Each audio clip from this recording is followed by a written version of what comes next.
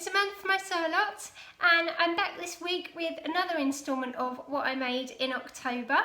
Thank you so much for all the comments on my last video about the lighting. I'm using the lighting again today because I had quite a positive response to it, and today, although you can see the sun has started to peep out slightly behind me, it's a really gloomy day and it has been the most horrendous weather this weekend, so the light is coming into its own. So I've already uploaded a video of some of the things that I made in October, which I'll put the card up here if you haven't seen it already, but I made some other things in October which I'm really pleased with. Not too many. I think I've got 4 or 5 things to talk about and 4 things to show you. So rather excitingly, I've got another discount code for you this week, and it's for the fabulous online store which is Pin and Sew. I've been involved with Pin and Sew for a little while now, and it's one of my favourite places to buy knit fabrics. They specialise in knit fabrics and they have everything that you need all in one place. There's viscose jerseys, there's cotton jerseys, there's French terries, there's sweatshirting, there's ribbing, there's pontoroma, there's every type of jersey that you're going to need. So I would suggest that you hop over there. So I'm just going to talk about first of all what I'm wearing. This is one of my favourite patterns. I've made it so many times and it's perfect when we transition into autumn, and it is the Nina Lee South Bank. It comes in 3 versions, which is a dress version, a cropped sweater, and also a hip length sweater, but the hip length sweater doesn't actually have a hemband on it, but I've utilised the band from the dress for the hip length sweater, just to make it my own. So I'm going to stand up and show you. If you've obviously seen this from me before, likely if you've been following me for a while, but yes, really simple sweater.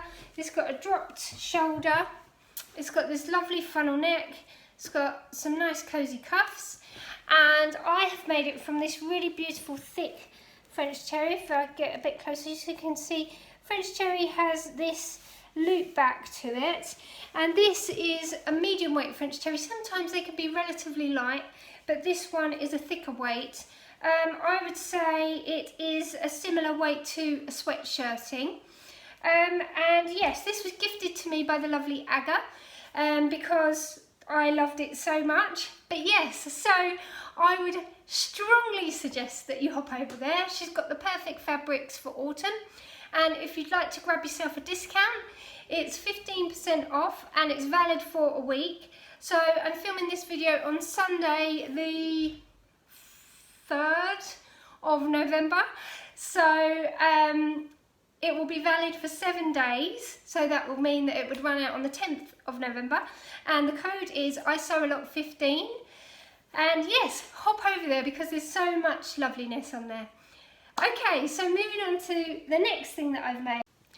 Okay, so the next thing that I've made, I'm looking a bit dishevelled now, is this, and it is the I Am Patterns Delphine. I'll stand up and show you. It is a coatigan, but I think it's actually, you know, sort of a lightweight coat pattern as well. It's got these lovely big patch pockets on it, the nice notched collar. There's also, if you purchase the pattern, you can download free pattern pieces and instructions on how to line it. And I've made it from this really lovely pink textured, it's called teddy fabric. It does have a stretch to it, but yeah, really cozy. And I got this fabric last year from Like So Amazing. You can see a bit closer the notched collar, and yes, I made this recently, and I have to admit, if you haven't made a lined coat or jacket before, I think that you would struggle with the instructions. The instructions tell you they give you a front piece for your lining, but other than that, it has the same pieces for your sleeve and your back piece, but you alter the back piece to add an additional bit of fabric down the centre back seam no, not the centre back seam because it doesn't have back seam, but down the centre piece where it would be on the fold, you move it away from the fold to add an extra, I think it's 5/8 in the middle, which gives you then obviously the pleat in the back, which you need for the lining because you need a bit more room. But the back piece and the front piece, to be honest, but it doesn't really take into account the fact that your back piece needs to be, your lining piece needs to be a different length, and the sleeve pieces as well for the lining. Yeah, I just thought, and I didn't think that the instructions were very clear. I mean, it obviously turned out well. I'm really happy with it, but I've made quite a few lined coats before. But I'll show you what I mean, because as you can see, I've got some slight ripples down the front. And this is where I think that I just don't think the lining piece is the right size for the jacket. And yeah, I was a bit disappointed, but I mean, like I say, I also put one of my lovely Kylie in the Machine me-made labels in there that the lovely Sarah of Like So Amazing did send me recently to cheer me up because I was having a bit of a tough time. So thanks, Sarah, for that. But yes, I'm really pleased with how it turned out. I copied it completely and utterly from, and I can't remember her name, I think it is Craft Kath, but I'll put her handle here on Instagram. She made a really lovely red one from a similar fabric. But yes, it turned out really well. I've worn it quite a lot. It's really cozy. But yes, I managed to make it because I've made quite a few lined coats and jackets before. Whereas I do think if you hadn't, you would have some head scratching at various intervals whilst making it. But if you were just making the version that's unlined, it's really a really straightforward pattern, and I think that would be just as nice and relatively simple. The only change that I did make, which it doesn't tell you to do, is it doesn't tell you to top stitch down the front edge of your jacket, but because my fabric's really quite bulky, and because I think it has a polyester content, well, I'm pretty sure it's almost 100% polyester, it was a nightmare to press, so I've just top stitched it. And also I top stitched along the hem to hold that nice and in place as well. What else did I do? You can also have a button fastening, but I didn't put the button fastening because I just wanted it to hang open. But yeah, it turned out really well. And yeah, that's the only thing as well, because when I'd assembled my lining and I'd attached it and I was just about to deal with the hem, the lining was just hanging down so much that, and I mean even now you can see there's a lot of fabric there, but it was hanging right down below the bottom of the jacket. So that's what I mean when I think the actual lining piece, you can't just use the shell piece for it, it needs to be a separate piece. So anyway, yes, I'm really pleased with it, but yeah, watch out if you're going to make it, the instructions aren't that clear. So, and that's my first I Am patterns. I've never made any of their patterns before, and I've had a look on their website recently and there's a couple more that I like. I'm not necessarily a fan of the ones that have got the big sleeves. I know there's one with the big puffy sleeve here and one with the, I'm not really into that trend, unfortunately, but they've got a basic sweatshirt pattern. I think it's I can't remember what it's called now, Pollen, I think. But anyway, yeah, there's quite a few on there, and they've obviously just released I Am Sailor, which is a really lovely raincoat pattern. Okay, so I also forgot to talk about in my last video about the fact that I made some swimwear. So I'm not going to put the swimwear on because, yeah, I'm just not going to do that, but I will insert a picture of me wearing said swimwear. And I did a blog post on the Pin and Sew blog all about making the swimwear, because I used her lovely, it's swimwear and activewear fabric. And yeah, I was really pleased with it. It turned out really well. I'd never used swimwear elastic before, so that was a challenge and something that I hadn't used before. I sewed the Megan Nielsen, I don't know how you say it, but I think it's Cottesloe, But anyway, it's a bikini, but it also has a swimsuit version as well, which is really nice. It's a crop top, so relatively simple with briefs. I would, as I said in the blog post, adjust the briefs if I made it again because they're a little bit low rise for me. So I would add a bit of depth to them. And with the top, if I were to make it again as well, I would can have the option of having a band under the bust, and I would definitely put that in because again that was slightly short for me as well, and I've got quite a short body. So yes, but I lined it, it was fully lined. I also inserted bra cups, swimwear cups for it, and yeah, it was really good. The fabric was really lovely, as it always is from Pin and Sew. So yeah, I'll put the link down below in the description box if you fancy hopping over there and having a look at my swimwear. But yes, so I've got one more thing to show you, so I'm going to get changed. I'll be back in a minute. Okay, so the last thing that I want to show you, I did also make this, actually, I'll quickly show you that, and that is another True Bias Nico top. I've made quite a few of these before, but I used this really beautiful Pontoroma.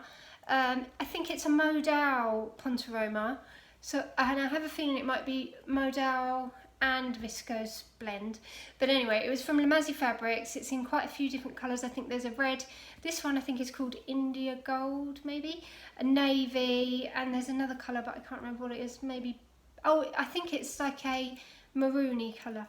But yes, really beautiful fabric, such a lovely feel to it, nice weight, yes, love that. And really autumnal colour, I really like it. I think it goes with my hair. Anyway, so another thing that I've made, and I can't stop making coats. I just can't stop making jackets and coats. I've got another one cut out, ready to go as well, and another one planned. So yeah, I don't know why I need so many coats, but anyway. So the next thing that I've made is this, and I'll stand up and I'll show you. And it is the Amelia bomber jacket. And it's from, I'll just turn around so you can see from the back. It is from the Lisa Comfort magazine. I think it is version issue 6, I think. Amelia Bomber, named after Amelia Earhart. And yes, a really lovely pattern. It's obviously cropped, and I'll show you as well. It's got the open-ended zip and it's fully lined. So for this jacket, and I'll put it on the other way out as well so that you can actually see, I have used, and I'll get a bit closer, it's a herringbone, hopefully you can see, I'll get my face out of the way. It's a herringbone wool, and it's a wool polyester blend, and it was from the lovely Jenny of Sew by the Sea. And I've also used, and if I put it in the other way so you can actually see what it looks like on the inside, I've used a viscose satin lining, and that was from William G. And as you can see, I mean, it is just a beautiful jacket. It turned out so well. I'll show you from the back as well. I'm so pleased with it. I just want to wear it all the time. The instructions, if you've ever made anything from the Lisa Comfort magazines, the instructions are not as thorough as the normal Sew Over It patterns, because obviously it's in the magazine. So whilst all the steps are there, you don't have images for every single step, but the majority of them, but they're all grouped together, the images, and all the instructions are just in, you know, one big chunk. But yes, the instructions were all really quick, clear. I didn't struggle with anything. I made a straight size 8. I didn't need to make any changes. I think the fit on the shoulders is pretty good. The sleeves, which I was really surprised about because I always have trouble with getting in sleeves on Sew Over It patterns because they always have a lot of ease. Because of their vintage style, generally they have a slight sort of puffed sleeve. But these sleeves went in first time, and I didn't have to unpick any sections and restitch, and there's no puckers whatsoever, as you can see. I was so pleased with that. I really love the cuffs and the way the cuffs are inserted. You put them on and you leave a little gap, and then you just hand stitch that closed, and I thought that was a really lovely finish.